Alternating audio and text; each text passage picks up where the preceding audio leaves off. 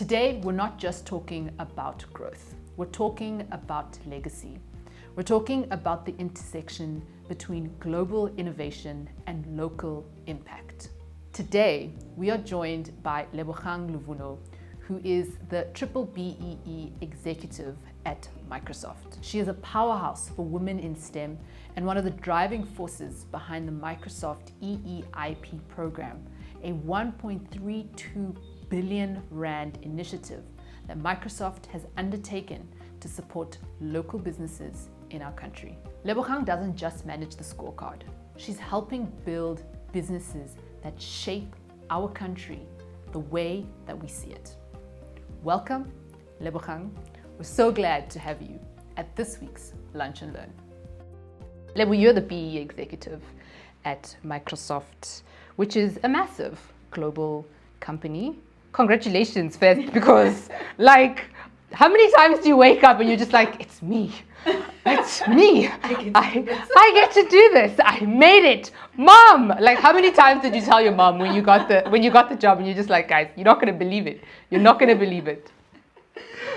What does this role mean to you personally, and why is it such an important, role from where you come from, where you are right now, and what you envision the role and the future of this position to do for you? Thank you for having me. It is big, right? It's very big in terms of, I think, 15-year-old me would never have guessed that I would be here. Maybe even 35-year-old me wouldn't have guessed that I would have been here. But it is such an important role for what I believe my purpose is. And it's such an honor, really, to do the work that I do.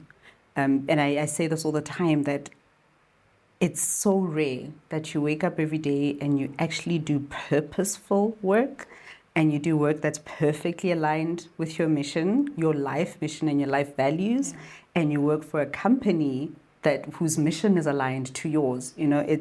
It's the dream. Yeah. And I think it's valuable for me specifically because I have been, working in the space where I work with entrepreneurs and non-profit organizations.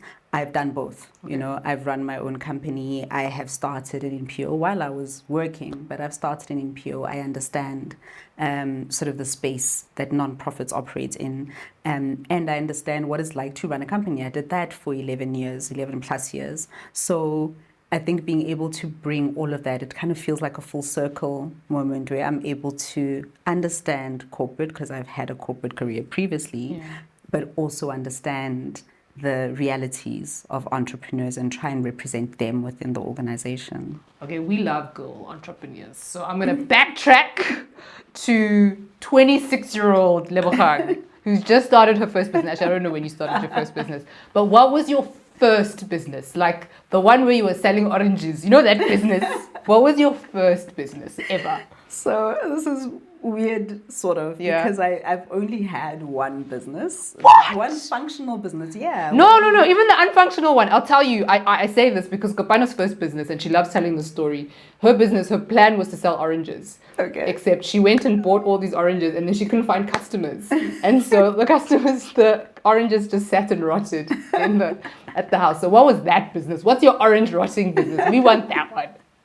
Yeah, honestly, I don't have an orange rotting business. Let me tell you why. Okay. Because I started my career as an employee. Okay. In that I started working, my first job, I was 17. Okay. And I worked to be fair, it was my father had a joint venture with another entrepreneur, and I went to get a job from her, not from my dad, because I was like, you won't hire me. You'll be like, why are you doing this? Because I was on matric.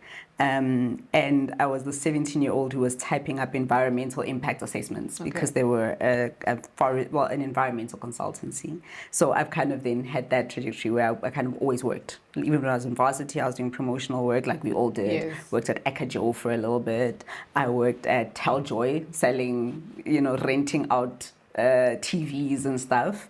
Worked at Sony Ericsson when they were still around in that format, and that I was repairing cell phones and selling them. So I've done a gazillion jobs. I've been a receptionist. I've done a lot of different jobs. Yeah. But my entrepreneurship journey actually started when I say I had a first career. My first career was in marketing. So I studied marketing. I went to Unilever as a grad on their marketing program. And then I worked at Vodacom and GlaxoSmithKline, the pharmaceutical, but I was on the consumer healthcare side, so toothpaste, that kind of like, yeah, those brands. And while I was there, I was working as their pro bono CSI manager as well, corporate social investment, because I've always had a passion for community development. And then at some point, I was having the conversations with my manager and my mentors that I have to pick. They're like, okay, you're progressing now. You're at a point where you must decide what career you want to pursue. Sure. And I then decided I don't want to choose. I actually want to do both of these things. And I think back then there wasn't that head of impact, and those lovely jobs. I think if they had been there, I probably would have stayed in corporate and pursued a career in that space. But I didn't know of those roles. What I knew was that I either had to chart a path to marketing director or become a CSI director. And I didn't want to do either. So then I went and started my own company where I combined the two. And my consultancy then offered CSI consulting, social impact marketing, and then later we added BBE, broad-based Black economic empowerment. Okay, so I'm hearing a lot. I'm hearing tech because you're fixing cell phones. I'm hearing digital because you're the young person who's making the PowerPoint presentation when nobody else knows how to do it. And then I'm hearing social justice projects or social entrepreneurship. And I'm hearing so environmental, yes, but also obviously marketing in terms of making money, because I can see that money has always been an important part. Absolutely. Where does this thing for social justice come from? My mom says it comes from my family history. Okay. She says, so every time, and my mom's I've got a teacher for a mom. Okay. Teachers never stop teaching. Like, even at home, we're just being taught. Most of the time, you don't see that you're being taught, but you are. But I'll accompany my mom to someone's funeral. I'll be asking in the car, like, how are they? How do we know this person? How is she my cousin? Hey, like, how is it? It's like, no, this is your family tree, and this is this person. Yes. And what she did was she took everybody to school. She never had any of her own kids, but she always. So the theme that came up all the time was that we're this family that always helps others all the time. Okay. So I think it came through. It's sort of almost in my lineage, so to speak. But also how it manifested in our home is that we were always sort of helping wherever we could. We always had people staying with us who, this person is studying there, they need help. And I think that's most Black families. Yeah. There was that, if you're the family ailing mahweng, then everyone's coming to you. But beyond that, the seasons would be changing. My mom would be like, what are you not going to wear in this new season? Lisa, we need to give it to people who don't have. Okay. So I just kind of always knew that as a person, if you have anything that you're able to give, you share it. Okay. Yeah. Okay. So you're the person who's just like, I have, they don't. Let's make it. I love that. And then where does the technology come from? Because we look at you, brown skin girl, we're thinking fixing cell phones. But why? Even just being in the environment of like technology, right? Tech now for girls is like a big thing, right? But I know in the past it was just like, if there was one girl in the tech space, she would be like this very tomboyish. She was always me, very tomboyish, very like poor social, skills. How does technology find you? By accident. Okay. So I left school. Well, I left varsity. I was at Wits University studying something that wasn't aligned to who I was. And I kept pushing until eventually I was like, I'm not doing this. And so I left. So midway through the year, I left. And then I was at home kind of milling about. Yeah. And my mom was like, you'll have to get a job. You can't just leave varsity and say you're thinking about your life and then you're just lying around the house. We're not doing that. Mothers hate to see you looking like comfortable and nothing to do.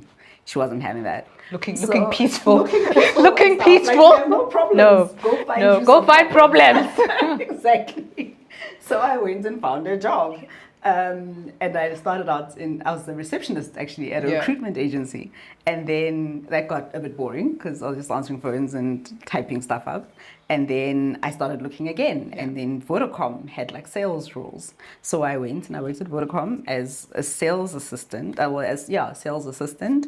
And that's actually where I discovered my love for marketing. I rediscovered it because I had gone to Wits looking for marketing. They just didn't have a pure marketing degree.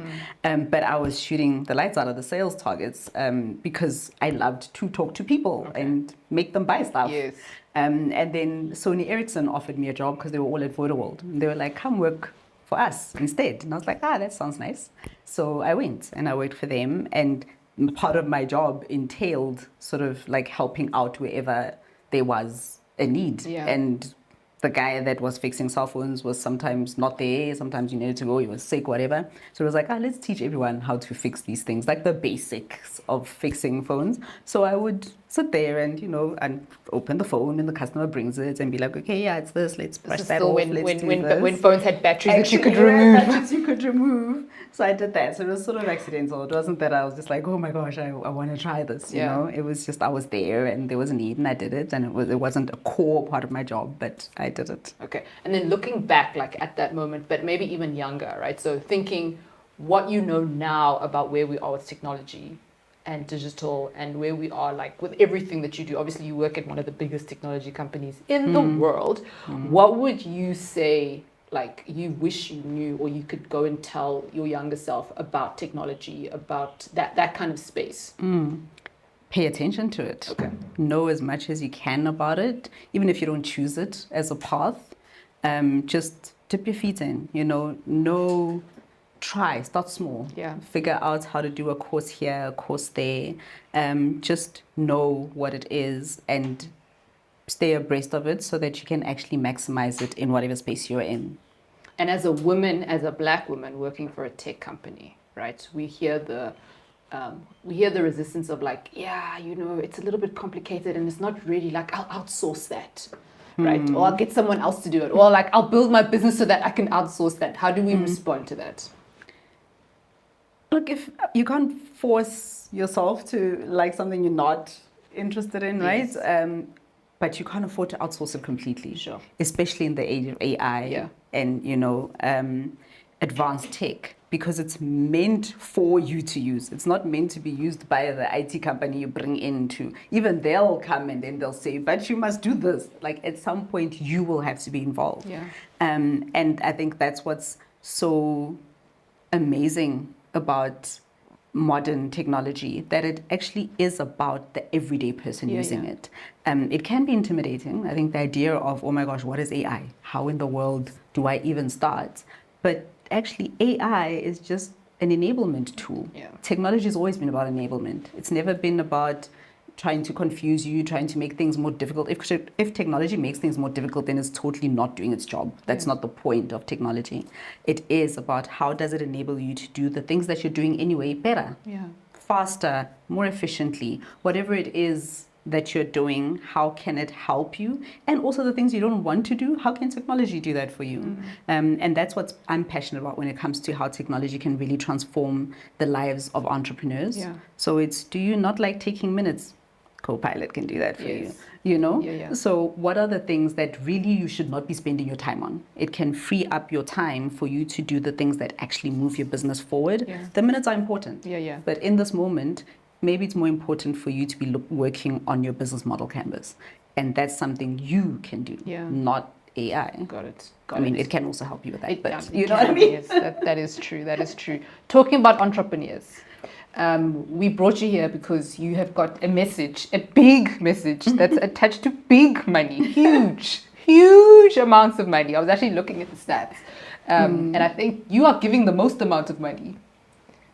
Because that's why I corrected, because on my notes here it says 1.3. But it's not 1.3. It's 1.32. Because there is a 1.3. Because there is a 1.3. And I was like, ladies, Lebogang has got the bag. Okay. Can you explain to us what this 1.3 billion rand bag is about? We're talking about the Mission Next campaign for the EEIP program, which I want you to explain it because I obviously have an understanding of it. And my understanding, is rudimentary, in that I'm excited for it, and I want to know why I should be even more excited for it, right? But I also want for you to explain why other entrepreneurs should be as excited or equally as excited, even if they don't see themselves as a traditional Microsoft plugger inner, right? So if you're a computer company, oh yeah, sure, Microsoft, right?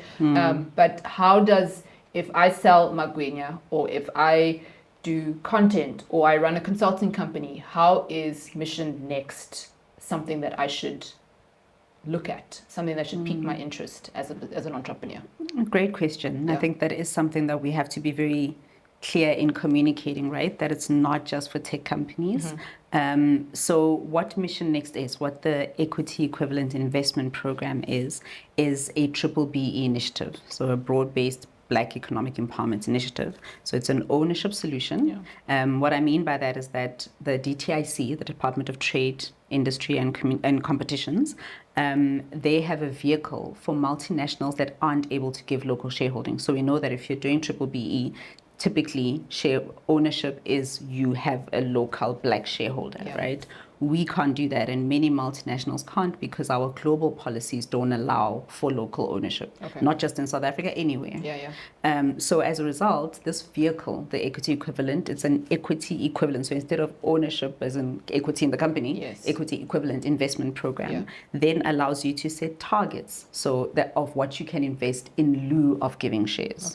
So the target is based on your turnover, it's based on your either your turnover or your company value, which is how you get to the number. So it's a 10-year commitment, and you get to say what your to calculate your target based on your financials. That's how we got to the 1.32 billion. So we're investing from 2024 to 2034, and it's a holistic program. It allows you to invest in a few areas, but we're also clear that the bulk of the investment has to be in enterprise and supply development, because we know what our country needs. Our country needs more SMEs to be successful, to create jobs.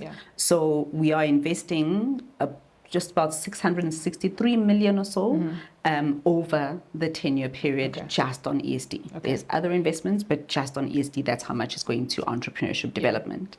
And of that, we can invest in, we're choosing to invest in, it's going to be just under 100 companies, which means we're investing a sizable amount in each company. And we're looking at investing in the form of development support. So what you're accustomed to hearing in the ESD space, support, whether it's financial support, financial development support, marketing, whatever area your business needs.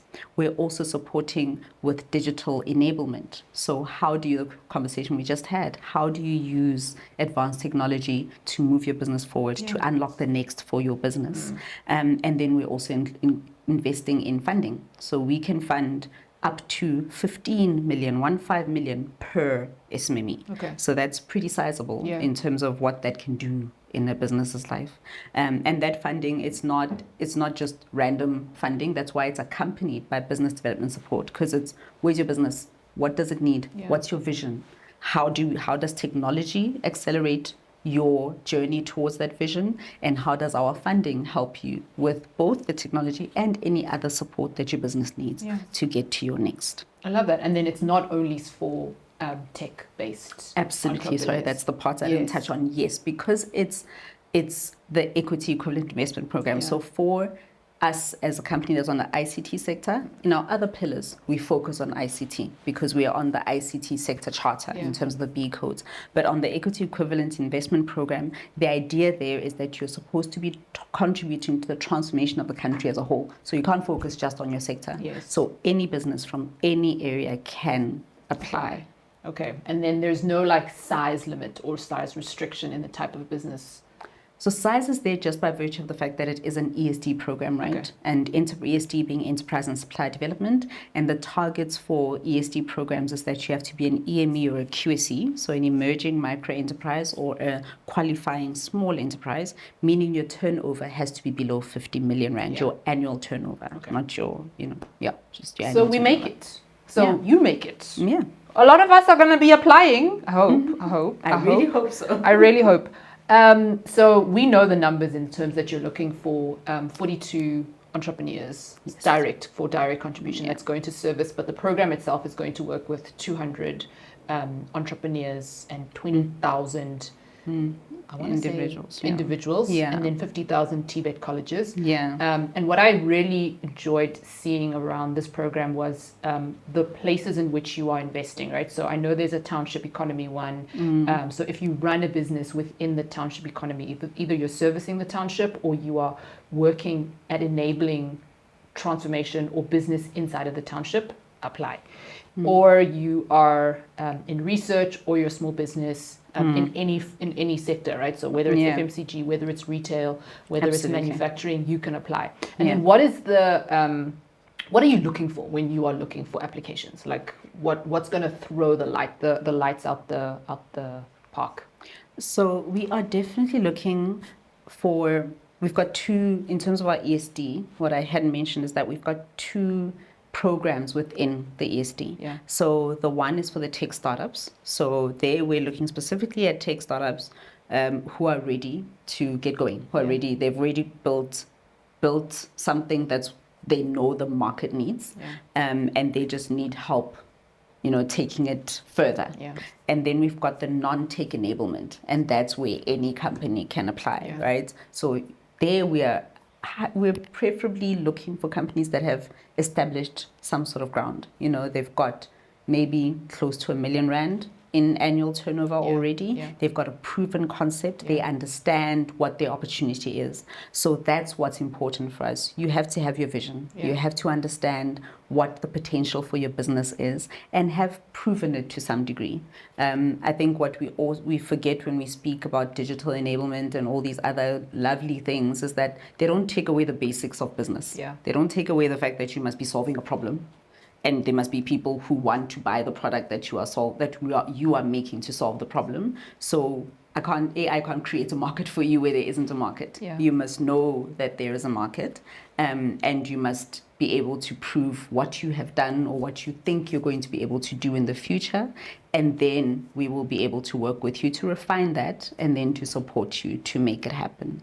I love that. What I love, right, about what you're saying is like, yes, obviously you would have had to have an established business, and the threshold. Let's just say it's not that she's saying it in concrete that the threshold say is like R1 million, right? Is that R1 million for, and how we speak about it in Club Shares is like R1 million in a lot of business is just validation, right? It's for you to be able to say like, okay, if I press these buttons in my business, I'm able to get money. And if I do it for long enough, which is usually a year, I can get to R1 million. Perfect. I love that. The other question that I have though around that is, when we talk about the township economy, someone may be looking at this and being like, okay, so it's easier for a company who's not servicing the township to get to R1 million, but I sell, I don't know, I have a delivery service in the township, and genuinely we haven't gotten to the R1 million, but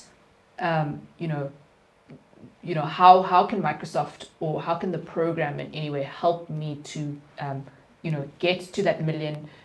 If, for example, I've got one vehicle and I need 3 vehicles, or like what are the recipients able to get from the EEIP program? The Township Challenge, we have a Township Challenge within the Tech Startup portion of the EEIP program. And what we are asking there in that program is we are challenging, hence Township Challenge, the startups that are in that program. We're challenging them to come up with a technological solution that will help township-based businesses. And when we say help, we mean in any way, whether it's about improving their operational efficiencies or helping them understand their customers better, or something that will actually work within their business in terms of helping them deliver what they need to deliver to their customers. So a solution that is widely applicable to a variety of businesses that are township based, and then we will fund that to say if you want to develop that as a product and scale it and get it to those businesses, then that's something that we will do within the EIP, and allow that business to test it and to get it out to the businesses, that the township businesses that would benefit from it. And that way we're enabling our program to scale at a township level, because we wouldn't necessarily be able to support every small business that's within the township. But if we use this tech startup to build something that can actually, touch different businesses within the township.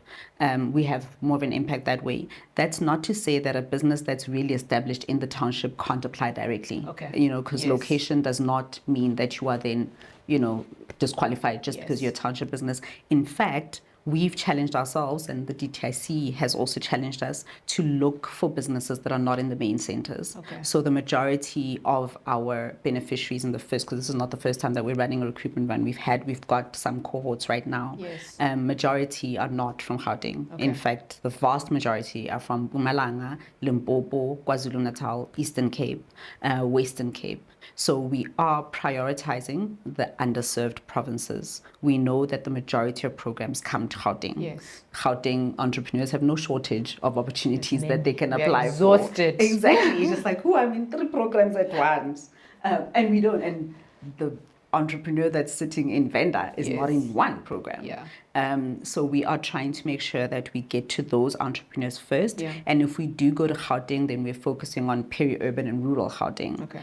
Just so we make sure that we're getting to the right places and the opportunities getting to people who don't usually get the chance to be part of something like this. I love that. And this is a 10-year journey, right? This is not just journey. there.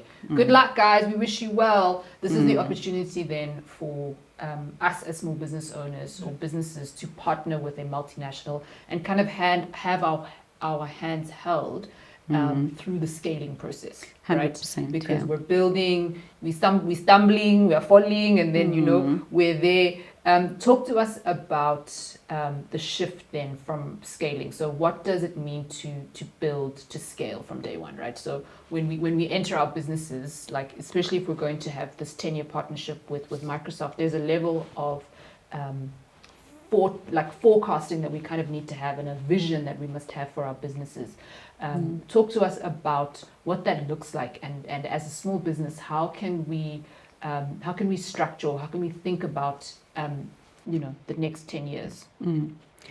So before I do, I just need to clarify that the program's 10 years, but we walk a 3-year journey with the entrepreneurs. So we then have other intakes so that we can, which is still long, because when I think about the typical enterprise and supply development journey, it's usually like a year, you know what I mean? Yes. So we then get to have a 3-year journey, walk a 3-year journey. But that said, I don't foresee us going, okay, well, you're off now, all the best. There's still a network, especially because there's a bunch of entrepreneurs you're working with who at least are in this network of entrepreneurs for a longer period. With regards to scaling, building to scale, for me, that's about knowing the vision and keeping it top of mind throughout. So and I know this from my experience and from what I've observed with other entrepreneurs, it's so easy to get bogged down by the everyday of what you need to do in your business that you forget what your vision is, right? You think of it in, abstractly, in theory. One day, I will wake up a billionaire. Exactly. But what are you doing right now that's contributing towards that? It can be difficult. It can be difficult to keep your eye on the prize. And I think we speak about this a lot. I've had conversations around this, around the working in your business versus on your business. So what I mean by building to scale from the get-go, what we mean by it is work on your business and in your business. Give yourself time to do focus work, to do the dreaming work. What does this look like in 5 years? And what would I need to have in place? You have to ask yourself those questions from the very beginning. So I want to go back to Lebogang, the business owner, right? And I want you to talk to us around the kinds of systems and the kind of, I suppose, strategies that you put in place to be able to build a scalable business, right? So you are obviously coming in, currently you are sitting as the chair of, you're wearing the Microsoft hat. But let's swap hats and speak to Club She Is girlies who are there. We're just like, one day, I'm going to make it. What does that look like when you're still grafting, when you're still building, from someone who, has come out on the other side now? And people have been like, you did so well. We want you to do it on our team. I think so. I ran a consulting business, which is pretty different, right, in terms of other types of businesses. and I think more than anything, it's lessons learned from the things that I struggled with or, didn't necessarily get right when I was doing it myself. It was people more than anything, having the right team. And the right team doesn't mean you find perfect people who know everything, but finding people who can grow with you, who can learn with you, who have a teachable spirit and also are able to teach you as you go along. So you also need to have a teachable spirit, right? Not arriving with I know exactly what I'm doing, just follow what I say. You co-create it. With people you can trust. So it has to be people you can trust, people have your back and have the best interest, have your company's best interest. And also if they know that you winning means them winning, your success means their success. So people was the biggest thing for me. And I think it was also, because, as I said, the nature of the kind of business I was running. Again, systems and processes. I found that what made it difficult linking back to the people was maintaining quality standards when it's all dependent on individuals, and especially if it's dependent on you as an individual, then it's really difficult. Then you have to try and clone yourself, and we know you can't. So what you have to do is make sure that you operate to some degree like a multinational, in that have your standard operating procedures, have something as simple as we respond to client emails within 24 hours. That's even if you're responding to say, I see your email, I'm not able to follow up, but you must respond. So think of the things that you do to help clients, to endear clients to you, and actually have them written down so that the next person knows that this is what we do. Because we kind of assume that everyone's going to do the same thing. It's like, why would you not answer a client's email? Oh, you saw it. What did you think was going to happen to it? But it's like, well, you didn't tell them that this is because emails aren't like a phone call. You don't have to respond with immediate effect. But simple things like that the things that you want your business to stand for and the way you want your business to operate, make sure that you've documented it wherever you can, and it's communicated as clearly as possible to everyone that's interacting with your business. That's the process, systems and processes aspect of it, which is where digital enablement comes in. I love this part because my team, I'm looking at them with eyes that are big, saying, where's the SOP? We are big about SOPs in Club Shears. So create a Loom video. So create a Loom video, otherwise you have to teach the next person.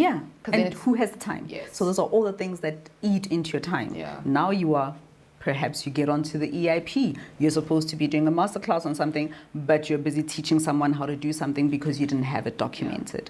But, you use Copilot. You say, hey, this is what I'm trying to do. You prompt it like a pro, and it gives you exactly what you need. I mean, prompt the SOP, right? So create the SOP to prompt. When we're prompting, this is how we prompt, right? Like level of details, guys. We can go in. We can go in. I love that. Okay, I'm going to go. Let's put Microsoft back on the hat. Microsoft hat back on, because, all the girls want to know about this program. I want to know the people who won, right? So success leaves clues. And so what we want to, if you've got an example of maybe a business or businesses or like someone that went through the program where you can look back and be like, they came in, they were a mess. They didn't know left from right. And then we found them and we cleaned them up and we polished them. And now they're diamonds.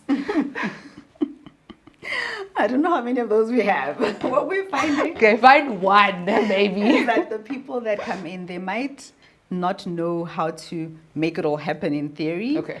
But what they do have is a hunger and a vision. I love that. Like they are clear that, listen, was successful. If you're coming, you're coming. If you're not coming, whether you're there or not, I'm going to make this thing happen. There's something deep within them that says, I want this and I want to succeed. And that's so attractive, right? It's so attractive to me as a funder. And obviously attractive as a person, like especially when you see it in women who are just like, I will get it no matter what. I don't need you. You are joining my journey. You're joining my journey. You are enabling and helping me. But if you leave, I'm going to figure it out. So I think those people who have been really, really hungry for it and really determined in terms of what they want to do, and they might not have had the structures in place and all of those things, but they had the vision. Because that's what I've also learned in my experience. You can't give an entrepreneur a vision. It's not my job to give you your vision. You should have it, and then we can unpack it. We can say, okay, maybe let's tweak it this way. Let's see how that works using this to enable it or whatever it is. But they have the vision. They know what they want to do. They know the kind of impact they want to have. They know the problem they're trying to address with their product or their offering. And they're passionate about what they're doing. They're convicted.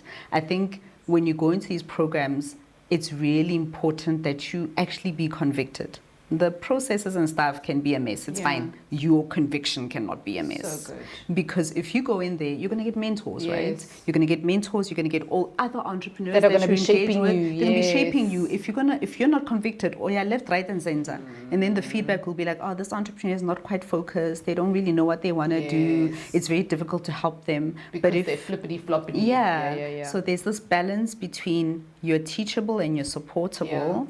But you're also clear on what you're doing and why you're doing it and what the future is for your business and your brand, so that whatever comes in enhances it, and you can tweak it, but the core of it shouldn't change. Because if the core keeps changing, then what are we doing? I love that. Because in the club we say you're married to the problem that you're solving and not necessarily the solution, right? 100%. So the solution you can solution differently, and people will come in and input the solution to say, oh, maybe you should do it this way, or maybe this should happen, or include this. But the problem that you're solving and who you're solving it for, that you should be like relentless. That is something that you do not 100% forsake. I love the that. why versus the how, right? Why are you doing this? That remains the same all the time. How you do it, that can change. Absolutely. Okay, so I want to jump back to the question again and say, do you have an example then of a company that has gone through the program? You know, that Diamonds came out and they were like, yeah, okay. They listened, so they applied, they were committed, you know, their vision was unwavering, and they were unshaken. Do you have a company like that we can also just go and be like, I wonder who they are, what did they do? So the Awareness Company is a company like that. They're actually one of the two founder stories that we're profiling in our campaign. And they came on the program, and they were in the previous EIP, because this is our third iteration, and they were servicing other businesses. And one of the programs they had, or projects, services that they had, was working with rural farmers, where they were helping them kind of figure out their business model and, you know, basically address the challenges they're having and also grow their businesses. And they use technology to help them understand their data. So what they found was that they were not breaking even, like they were just not making money, and they had, you know, produce, but it just came at a cost. Their costs were just way too high, and they were not figuring out why their costs are so high when they're actually growing and they're managing to produce, their product. And it then turned out that when they looked at their data, they were watering too much. They were watering, and that's not going to show not always going to show in the end product, because it's still going to come out. Tomato is a tomato. But you could use half the water to get the same, to get the same tomato. And so just knowing that then reduced their costs, and suddenly businesses that had no idea what was going on could use tech to understand that, oh, I am watering too much. I'm watering at the wrong times of day for me to get maximum use of this water, or maximum impact. And just like that, they then started being profitable. I love that example. And that's a way that you can use. It's such a tangible explanation of, or just a tangible example of how technology can make a difference. Because a lot of the time we think it's fancy stuff. It's, it's got to be complete overhaul of systems. It absolutely isn't. It is, what is technology? What's advanced tech in your context? In the farmer's context, it was understanding their input costs. And in someone else's context, it can be truly deep diving into your consumer. It can be truly deep diving into your competitive market, because it will take you long. If you're going to go and do your own search and figure this out, Copilot, it's a prompt. I want to understand this industry. Who are the key players? Just like that. 3 seconds, Yeah. you have an answer. Or you upload consumer data that you have come across, Yeah. and what are the insights? What am I missing? What is not being said in this? Yeah. You know, so many different ways that we can use technology to really help us do the things we're doing in any case in our business, or should be doing in any case in our business. Yeah. You know, understanding our costs, understanding, you know, how it is that we can improve our efficiencies. How am I working? Can I work better? Currently, my team and I do A, B, C, and D to achieve X. How else could we do this? How can technology enable this to be better, right? It's to say we don't have to rehaul our business so that we are a tech company, but we're a company that uses technology as an enabler. Love that. And so EEIP is partnering with hundreds of entrepreneurs, indirectly and indirectly, to be able to support your technology enablement, but also just the growth of your business, right? Which is amazing. Due dates. When do we apply? When is the assignment due, ma'am? Mistress, please, because some of us are going to be submitting the day before. Please don't. Mistress, when is the assignment due? As a last-minute.com myself, I totally understand, but please do not apply. Projects, assignments. System offline. System offline. And you're just like, and the thing is, now you can't get a hold of your lecturer because you know you're late. Exactly, now you're shy. 5 to 12. System mail. But we are closing applications at the end of March, so it's 30th of March. But just to remind everyone who qualifies, so it's small businesses who have a turnover of under 50 million rand, any sector, whether tech or not, anything, any company that could benefit from an opportunity like this. From an ownership perspective, they must be at least 51% Black owned. And women, obviously. But no, they don't have to be women. We're just here because it's about the girls. We actually do have a women in tech program specifically that we're doing now.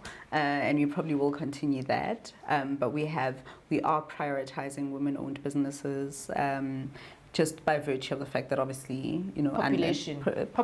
Statistically, it only makes sense. We get it. You don't have to convince us, ma'am. You don't have to convince us. We don't even work with men. We're just like, no boys allowed, because y'all have had your things. You've had your things. This is a girls' club, girls only.